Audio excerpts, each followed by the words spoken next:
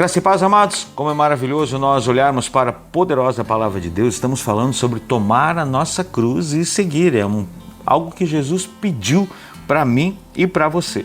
Pedro decidiu negar Jesus, ou seja, ele decidiu salvar a sua alma, acabou perdendo a oportunidade de, como diz a palavra, perder. Na verdade, nunca essa palavra no mundo espiritual tem outro sentido, né?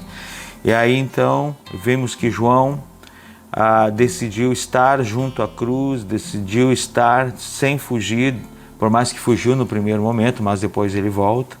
Estava ali disposto a pagar o preço por amor a Jesus, ao contrário de todos os outros discípulos, ao ponto que todos os outros discípulos morreram matados, né?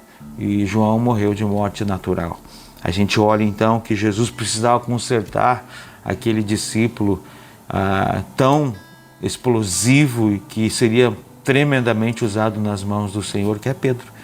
Pedro, então, quando Jesus pergunta pela terceira vez se ele amava, e aí ele se entristeceu bastante, depois daquilo Jesus diz assim: em verdade te digo que, quando eras mais moço, tu te cingias a ti mesmo e andavas por onde quer que querias. Quando, porém, fores velho, estenderás as mãos, e o outro te cingirá e te levará para onde não queres. Ou seja, Jesus está dizendo, quando você era mais moço, né, você podia me negar, você ia para onde você queria, você decidiu me negar ao invés de se entregar. Agora, quando porém fores velho, estenderás as mãos.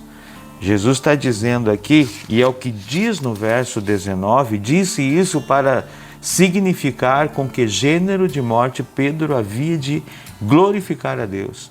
Depois de assim falar, acrescentou-lhe: segue-me. Então, Jesus vem e diz: Pedro, você vai estender as mãos, ou seja, você vai ser morto, pregado numa cruz. Você vai ser crucificado. E conta a história, nós não temos esse relato na Bíblia, que Pedro se negou a ser crucificado como Jesus e pediu para que o crucificasse de cabeça para baixo. Ele sabia com que tipo de morte e ele sabia por que ele ia morrer dessa forma, porque ele perdeu a oportunidade. Quando ele negou Jesus, ele quis salvar a sua vida. E a Bíblia diz que quem quiser salvar a sua vida, perdê-la. Mas o Senhor deu uma nova chance. Eu penso assim, quanta dor, quanto sofrimento seria evitado na nossa vida pela nossa obediência. Como é importante nós obedecer ao Senhor, não ter medo da morte, não ter medo de proclamar o Evangelho, não ter medo de levantar a bandeira de Filho de Deus. Independente se perseguição vem, nós precisamos levantar essa bandeira. João estava junto à cruz, João estava lá na casa de Caifás, João não se apartou de Jesus.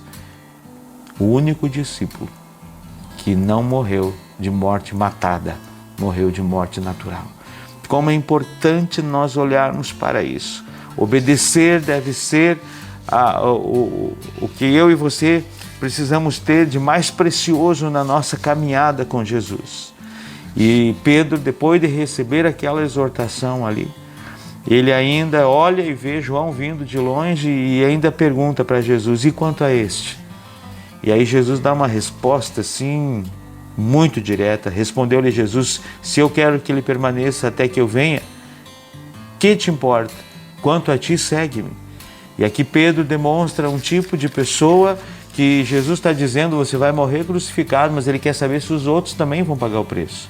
Mas Pedro, João e Jesus sabiam que só Pedro tinha negado. João preferiu perder a alma e estar junto à cruz do que acompanhar de longe. Por isso Deus o salvou, Deus o livrou de muito sofrimento. Quero deixar essa palavra com você, meu amado, que nós possamos entender que a palavra de Jesus, para mim e para você, é: segue-me.